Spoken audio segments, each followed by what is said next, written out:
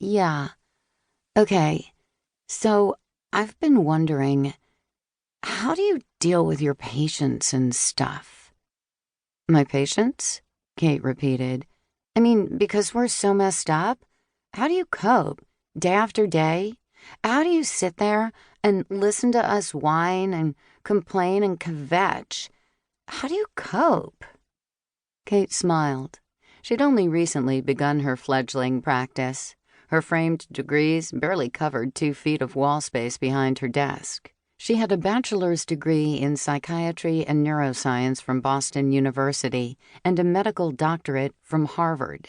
The Birch bookcase held dozens of scientific journals containing articles co-authored by her.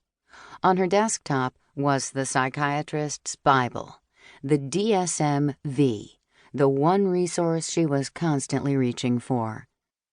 How do I cope with what exactly? With the stress? From having to deal with us crazies? Well, first of all, I don't consider my patients crazies. We all deal with stress in different ways. For instance, I like to go running and hiking and rock climbing and work it off that way. Seriously? The girl rolled her eyes. Because I can't picture you running the Boston Marathon or anything, Doc. Did I say marathon? Oh no, not me. Kate laughed. But exercise helps with the stress. She was understating it just a bit. She loved to go running and hiking and climbing. These activities were her biggest release, next to sleeping with her boyfriend. So, how did you become a shrink? Nikki asked, switching subjects. It was a long process.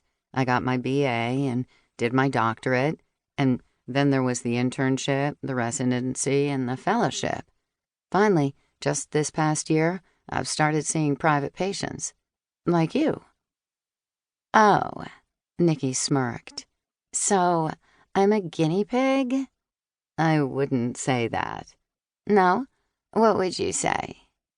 Kate smiled, enjoying the way Nikki confronted the world. Part adult skepticism, part naive bravado. Well, I consider you to be a bright, intuitive, sensitive human being who just so happens to have bipolar disorder, which you need help managing. Kate jiggled her foot impatiently.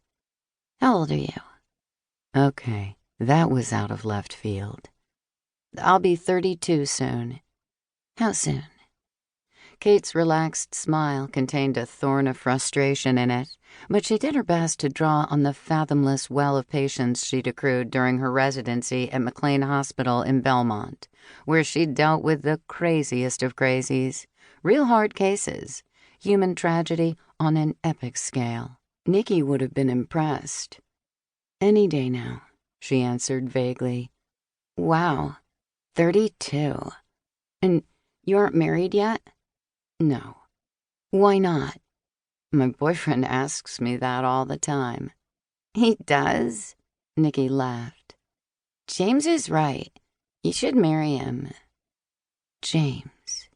Kate had mentioned him a few times, but she didn't like hearing his name echoed back to her like this, as if Kate and James were characters from some TV sitcom. You have a great laugh, she said, redirecting the conversation, and a terrific smile. Nikki smirked. You're one of the privileged few, Doc. I don't smile very often. I know. Why not? She shrugged. Maybe because life sucks?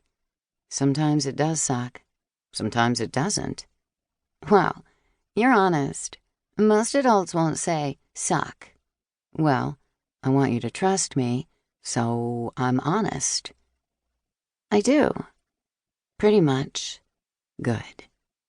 So, you're going on vacation and leaving me all by my lonesome? Nikki made a frowny face. Please don't go, Doc. Not now. I know. Selfish me. Well, Kate said hesitantly, and then smiled. Everybody deserves a vacation now and then, don't you think? Just kidding.